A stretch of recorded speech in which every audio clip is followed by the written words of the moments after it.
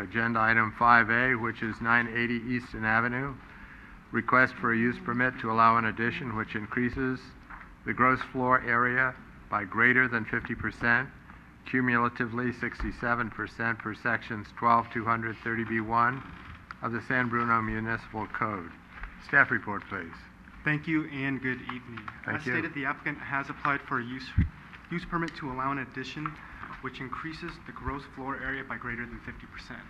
The subject site is located on the east side of Easton Avenue between Forest Lane and Euclid Avenue. The site is 2,500 square feet and is currently developed with a one-story single-family dwelling. That single-family dwelling consists of 644 square feet of living area and one detached garage. The applicant is proposing a first and second story addition to the existing single-family dwelling. The first floor will be remodeled and will include 2 bedrooms, 1 bathroom, and a large entrance hallway feature. The detached garage will also be demolished and will be attached to the single-family home. The second story will include 1 bedroom, 1 bathroom, a living room, and a kitchen. Altogether, this would be 1,275 square feet of living area with an attached 200 square foot 1-car garage. The project was reviewed at the July Architects Review Committee meeting. At that meeting, the committee forwarded the project onto the Planning Commission with a favorable recommendation with staff recommendations to include the correct garage dimensions, 10 feet wide by 20 feet deep, and to incorporate a decorative band along the south side elevation and the rear elevation. The applicant has updated the plan set accordingly. Additionally, the Architects Review Committee also asked the applicant to revise an internal stairwell connecting the first and second story living area to meet building code standards. The applicant has since updated that stairwell. It does meet building code standards, and a cross-section has been included within your plan set. Overall, staff does find that the character and scale of the home will be consistent with other single-family homes in the neighborhood. We do find that it is consistent with the residential design guidelines.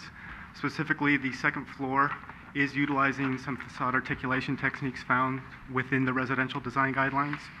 Most notably, that second floor will be set back 2 feet 1 inch from the first story below on the north side elevation.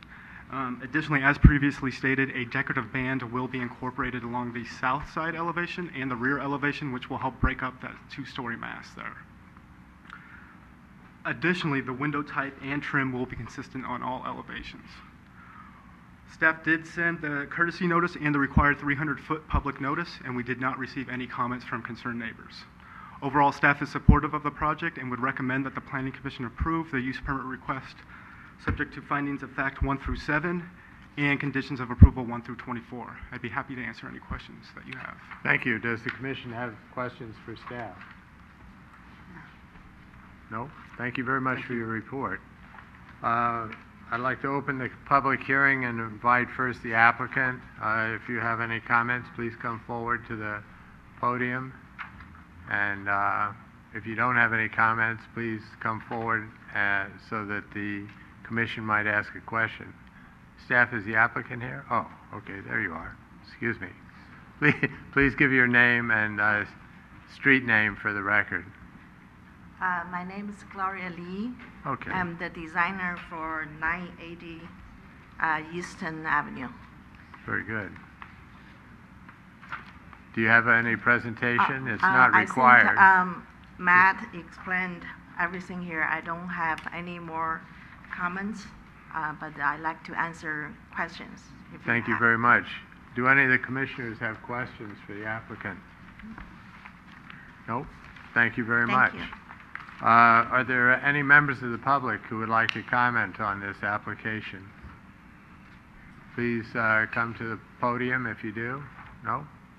Seeing no one and without objection, I'll close the public hearing, bring the matter back to the Commission for discussion or a motion. Through the chair.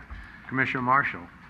I talked to Matt earlier today about not just this one, but also the other project. I believe starting in July or August, Matt or Aaron can correct me if I'm wrong, that CO detectors are now required, and so maybe we could put that in the boilerplate with the fire extinguishers, or not fire extinguishers, but the smoke alarms.